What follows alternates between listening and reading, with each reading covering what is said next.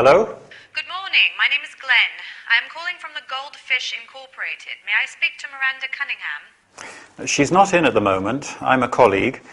What can I do for you? We are a company that provides interim jobs. We have over 250,000 registered candidates covering all kinds of jobs. Sorry, I don't understand what this has to do with me. We understand that you are planning to open a new office in Glasgow, right? Yes, that's correct. So you will need new personnel. Sure. As you know, newspaper advertising can be a slow and expensive process. Our job is to help you find new qualified personnel in a short time. I see. We can recommend career fairs and provide an effective recruitment service. We guarantee only high-achieving candidates. Thank you. It's not up to me to make a decision. As I said, Mrs. Cunningham is not in at the moment. I understand. Would you mind if I call again later this week? Not at all. Goodbye. Thank you for your time. Goodbye.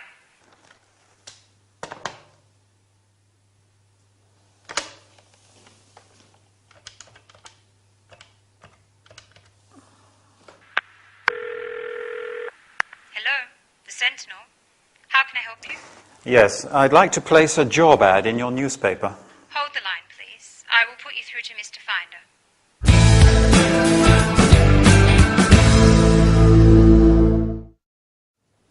Hi, are you ready for a very useful workout? We are going to talk about selling on the phone, job offers, and so on. Quite an interesting subject, right? Today we are going to learn about specific phone language, job-related terms and verbs, offering services. Al is in Miranda's office when the phone rings. As Linda doesn't answer, he picks up the phone. Can you remember who the caller is? Glenn from the Goldfish Incorporated. She says, "Good morning, my name is Glenn. I am calling from the Goldfish Incorporated. May I speak to Miranda Cunningham?" The Goldfish Incorporated is a company that provides interim jobs. Interim jobs are temporary jobs. They have over 250,000 registered candidates covering all kinds of jobs. Many companies today require personnel on a temporary basis. Glenn is calling because she has heard that they are planning to open a new office in Glasgow. And what do you need when you start a new business somewhere? Sure. New personnel. Finding new qualified personnel may not be easy, and newspaper advertising can be a slow and expensive process. That's why the company can help you find new qualified personnel in a short time. They also recommend career fairs and provide an effective recruitment service. Have you ever heard of career fairs? A career fair or job fair is an opportunity for employers, recruiters, and potential employees to meet. As sometimes companies may find low-quality applicants, they guarantee only high-achieving candidates. High-achieving candidates means people who have a lot of potential and capabilities. As Miranda is not in, Al cannot make a decision. The employee asks, "Would you mind if I call again later this week?" Finally, she thanks him and says goodbye. "Thank you for your time. Goodbye." After that, Al decides to call a newspaper and place a job ad in a newspaper. Ad is short for advertisement. Do you think it is a good idea? While you are thinking about it, I'll be off, as our lesson is over. Keep practicing your English. Goodbye.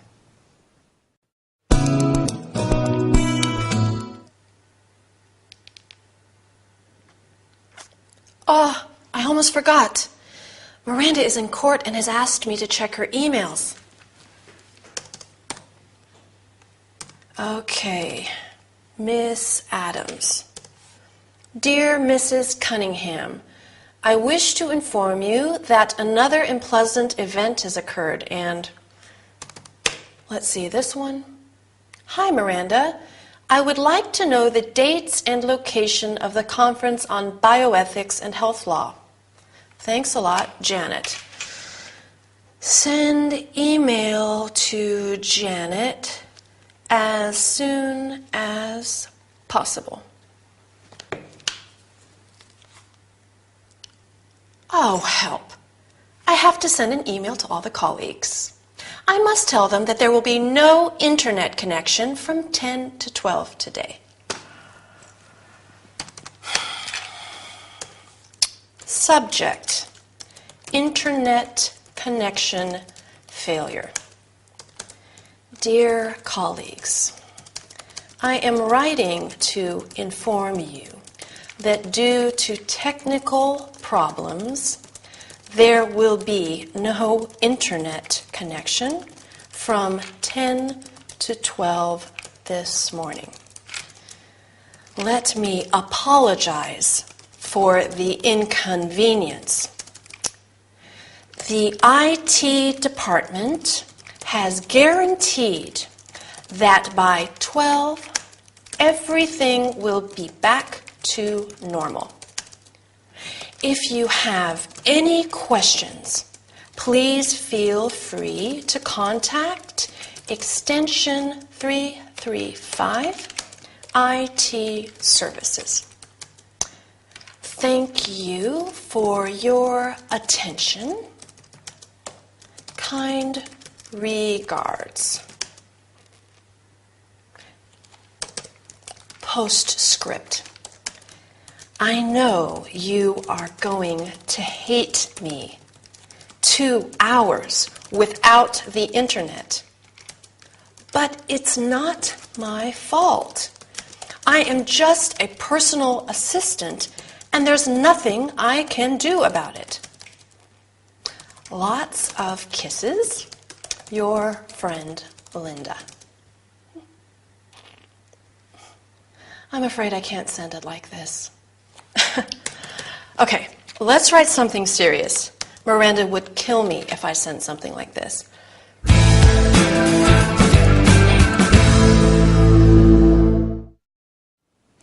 Welcome back to our business training session. Today, our workout is about one of the most common forms of written communication. Can you guess? Emails, right. We are going to learn about email structure, the subject line, the salutation, the body of the email, the conclusion, and finally the close. Miranda is in court, and Linda has to check her emails, that is, to read them. You can write, reply to, and send emails.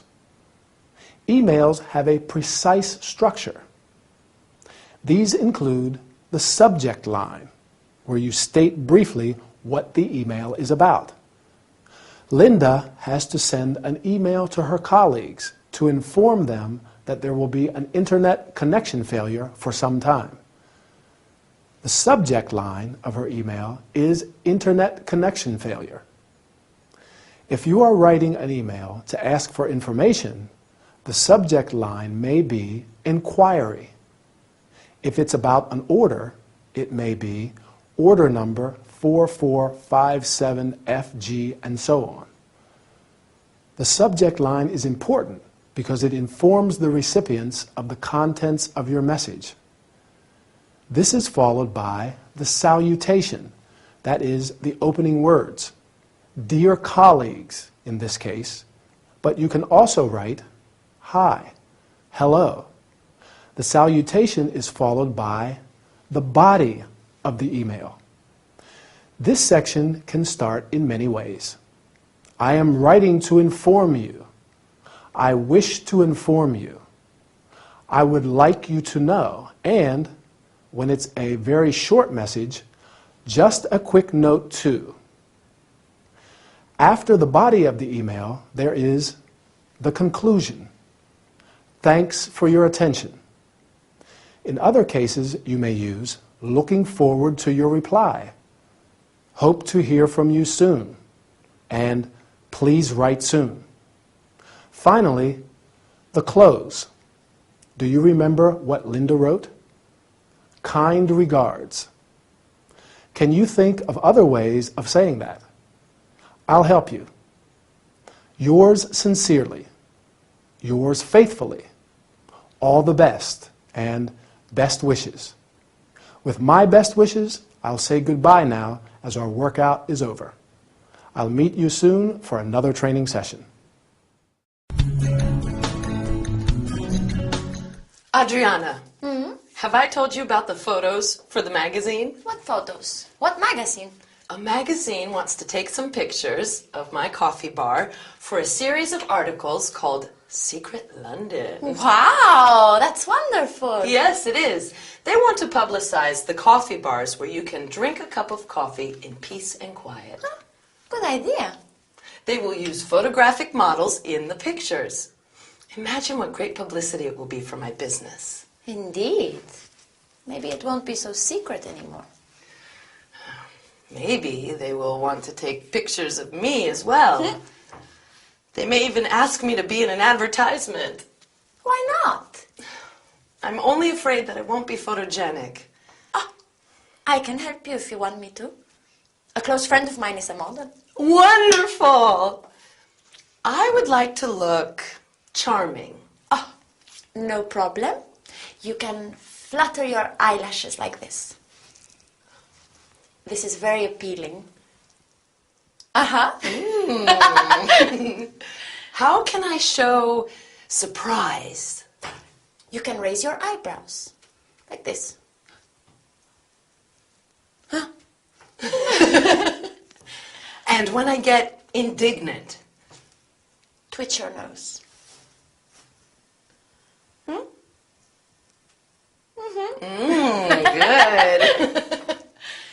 And what about self-satisfaction? That's my favorite one. You smirk. And if you are happy, you beam. One last thing. How do I show disapproval? Easy. You sniff.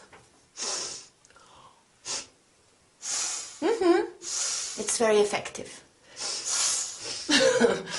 Well, I hope that's not necessary.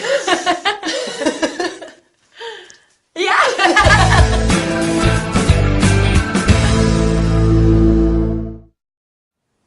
Hi, everybody. This is going to be a very special workout.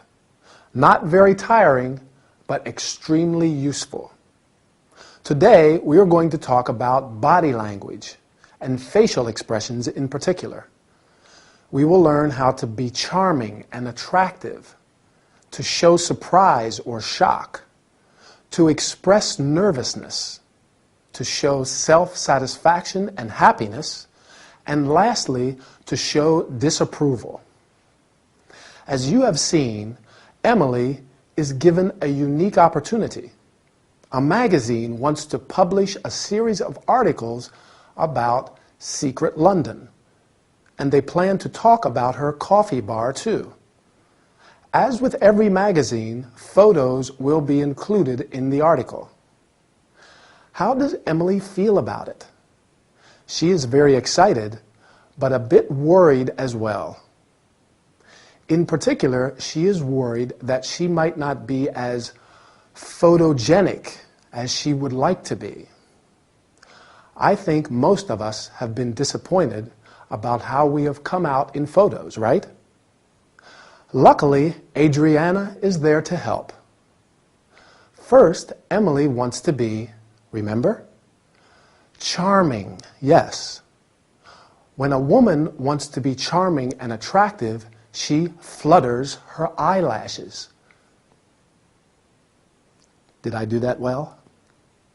When fluttering her eyelashes at a man, a woman uses her charm and attractiveness to get on the right side of him. What do you do when you want to express surprise? Sure, You raise your eyebrows. You show surprise by moving your eyebrows upwards. When you get indignant, you can twitch your nose, which means to make a quick movement with your nose. For example, she twitched her nose like a rabbit. Sometimes you may wish to express satisfaction, so you can smirk. A smirk is a smile that expresses satisfaction or self-satisfaction. And when you are happy, you beam, sure. For example, she beamed with delight at his remarks. Finally, to sniff. To sniff at something means to wrinkle your nose in an unpleasant way, showing your low opinion of something or someone. Well, I hope you found this lesson interesting enough. Bye, and see you next time for another training session. Felicity, you look great today. Come on, Felicity. I can't believe you haven't got a host of admirers. I have a host of people that get on my nerves. Get on your nerves? How come? Yes. They think it's good to keep me up to date with all the latest bad news. I see. Luckily, I do not know many people. Maybe you could make some new friends.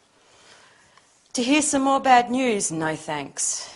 Felicity, Yes. have you ever tried doing some yoga? Yoga? No. I think yoga could really help you. How? Yoga promotes health and happiness by working on the mind, body, spirit. You will start by asking yourself some really important questions, such as, am I satisfied with what I'm doing? I don't have to do yoga to know that. Yoga teaches you that happiness does not depend on external events. What does it depend on then? It is a completely new perspective. You learn to be happy now, to turn despair into joy.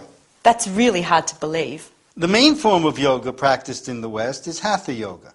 Hatha yoga? Yes, it involves yoga postures and breathing exercises. Postures? There are a lot of yoga postures. Dog and cat, the cobra, the locust. Dr. Fraser, I don't think yoga would be good for me. I'm scared stiff of exotic animals.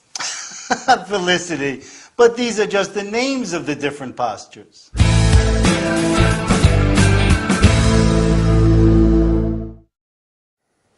Hi. Today we are going to do a fantastic relaxing workout. One that will make you feel great even if you have had a very hard day. In fact, we are going to learn a lot of terms related to yoga and contemplation. Felicity is in Ray's room. She is not very happy, and Ray is doing his best to improve her morale. He proposes her to try yoga because yoga promotes health and happiness. He says yoga teaches you that happiness does not depend on external events. Happiness is the feeling of being in high spirits. Synonyms of happiness include joy, great happiness, bliss, perfect happiness, and delight. That means great pleasure, satisfaction. Opposites of happiness are unhappiness, sadness, and melancholy. As you have heard, yoga enables you to turn despair into joy. Despair is a feeling of hopelessness or desperation. When you are quite happy, you can say, I am very pleased, and I am glad. When you are very happy, you can say, I am extremely happy, absolutely delighted, or absolutely thrilled. Opposites of happy are unhappy, sad, or disappointed.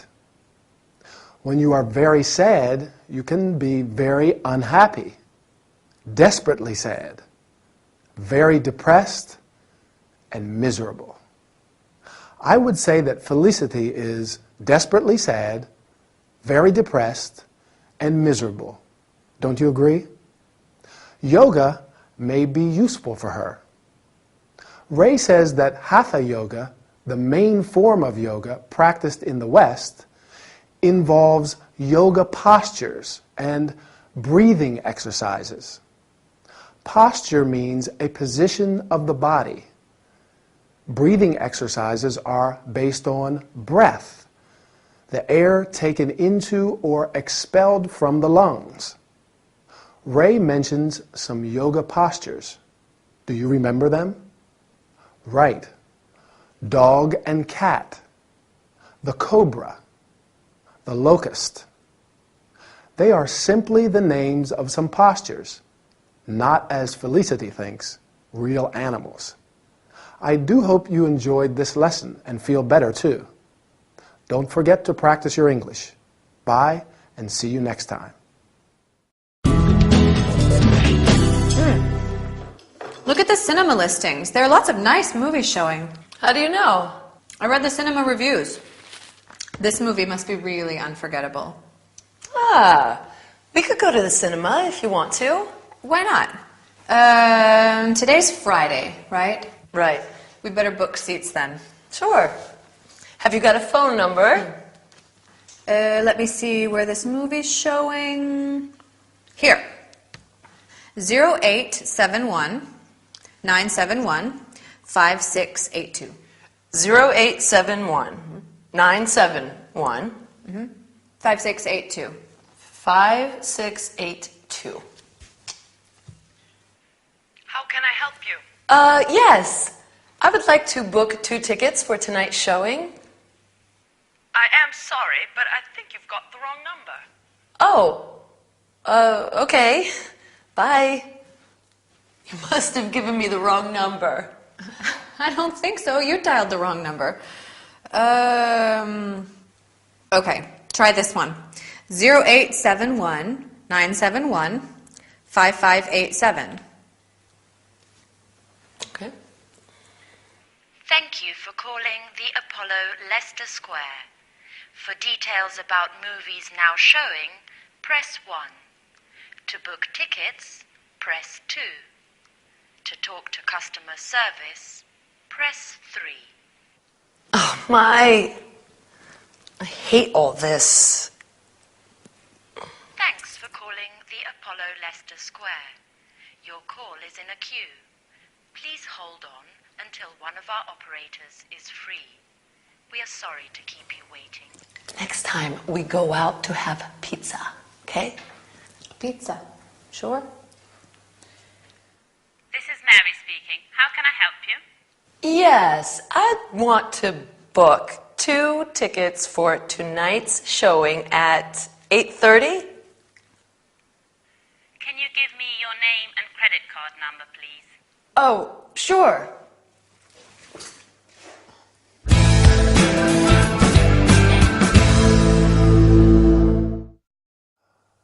Hi everybody. Our workout today is going to be very pleasant. In fact, we are going to the cinema. You like going to the movies, don't you? However, sometimes you may have to book the tickets by phone, and that's not always easy. We will learn about how to book tickets by phone, how to say that a phone number is wrong, and about telephone messages.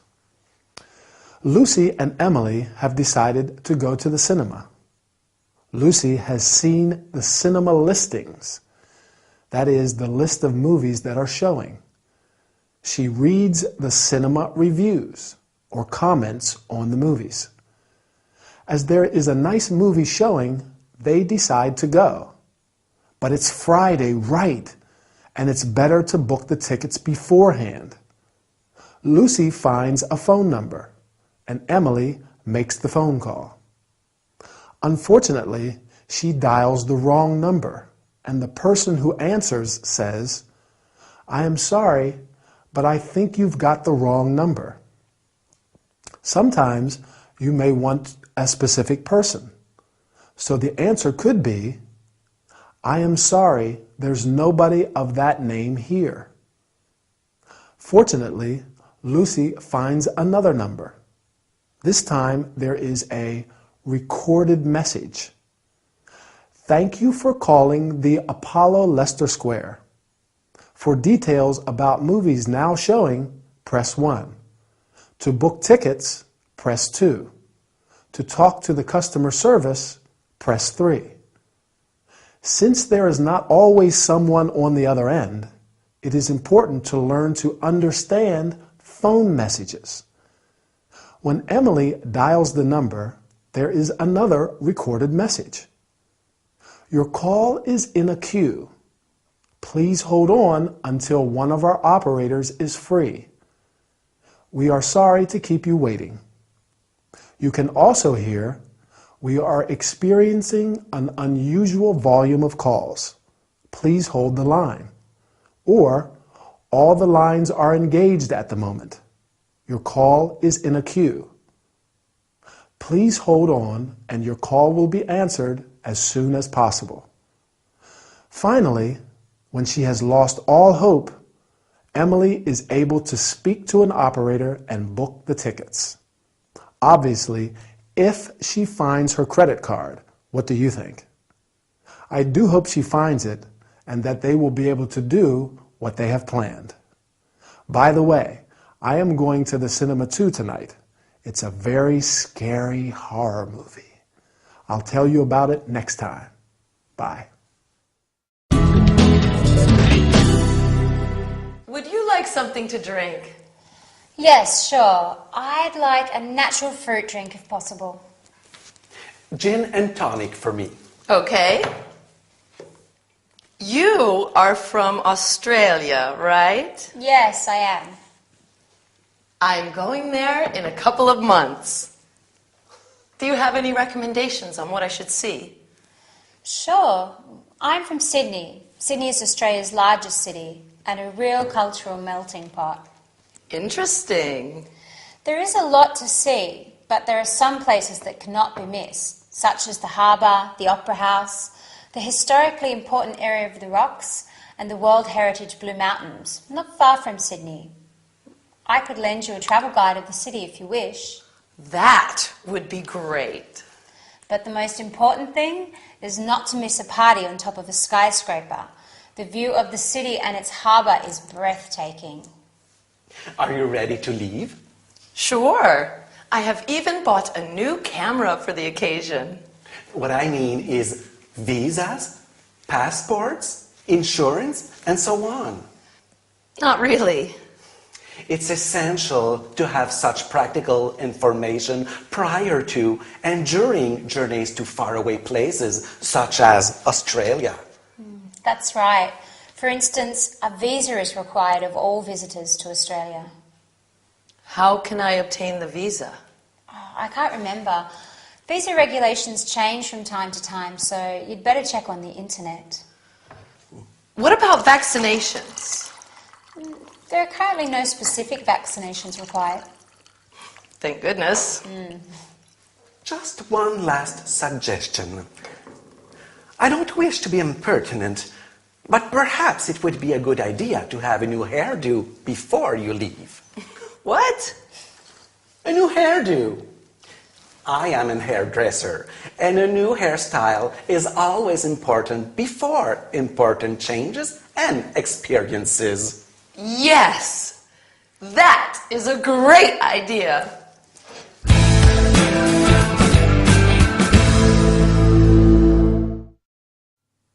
Hi, are you ready for another workout with me, Anthony? I hope so, because today we're going to travel to a faraway country. How exciting. We're going to learn about talking about places of interest, practical travel information. Emily is about to go to Australia. Since Chloe is from Sydney, she provides some information on places that cannot be missed, that she must see, such as the harbor, the opera house, and so on. Along with these places, she recommends, do you remember what? Sure, a party on top of a skyscraper, because the view of the city and its harbor is breathtaking. Breathtaking means of outstanding beauty. When you travel, there are many things to take into account. One of the most important is practical information. That is information related to visas, passports, insurance, and so on. This practical information is particularly important when traveling to faraway places, such as Australia. Far away means distant. First, you have to check if your passport is valid. Then you should check if a visa is required. Chloe says that a visa is required of all visitors to Australia. A visa is an official mark made in a passport which allows you to enter or leave a particular country. For example, you can say, I traveled to Argentina on a tourist visa. There are two main kinds of visa, a tourist visa and a work visa. A tourist visa usually lasts for a few months, while a work visa lasts longer, but it is much more difficult to obtain. Visa regulations change from time to time, so you'd better check on the internet. It is indeed wise to check the internet for visa and other types of regulations as well.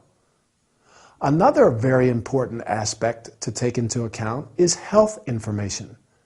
Are vaccinations required? A vaccination is a protection against a particular disease, usually by injection. Indeed, the authorities may not let you enter a country if you haven't had the required vaccinations. And that would be most upsetting, don't you agree? Luckily, there are no specific vaccinations required. So, according to Mr. Little's opinion, the only thing Emily needs is, remember? Sure, a new hairdo. That is the style of a person's hair. Hairdo is a term especially used for women. Well, I can't go to Australia, and I'm not going to go to the hairdresser, but I am going to the barber shop to get a haircut. Bye, and I'll see you soon in our next training session.